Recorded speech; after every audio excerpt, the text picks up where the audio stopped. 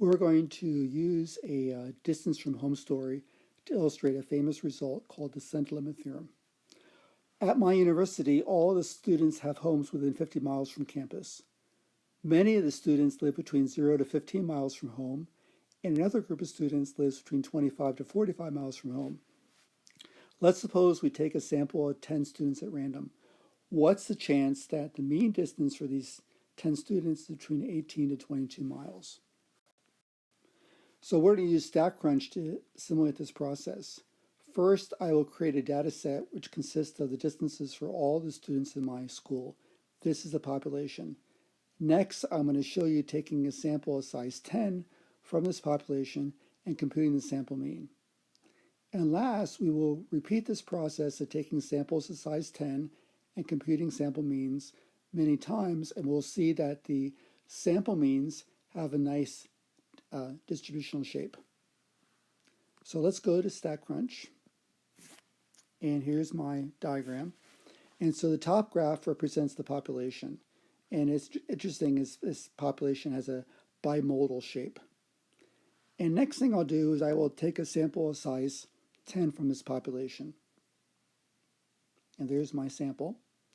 And I will compute the sample mean, and I plot the sample mean in the bottom graph.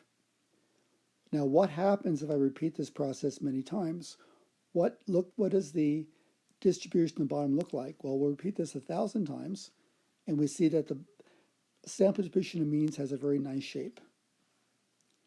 Let's try to make sense of this.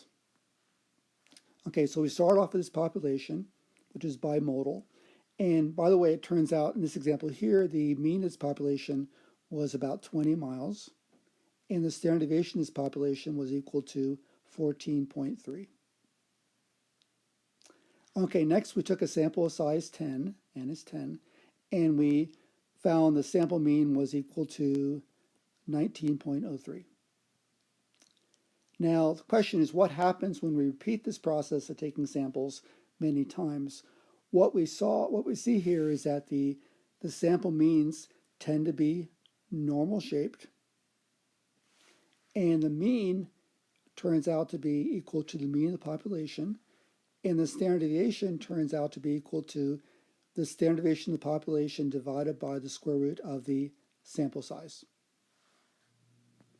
So let's go and use this result to try to answer these two questions. First, what's the chance that one student's home is between 18 to 22 miles from campus? To answer this question, we look back at the population. We see that essentially nobody lives between 18 to 22 miles from home. So essentially, this probability is equal to 0. Now, the second question is about the sample mean. We're asking what's the probability the sample mean is between 18 and 22 miles. Well, what we have seen is that the sample mean, which is x bar, for many samples tends to be normal shape. And the mean is given by mu, which in this case is equal to 20. And the standard deviation of this population is given by sigma over the square root of n. Let's back. What sigma was equal to 14.3.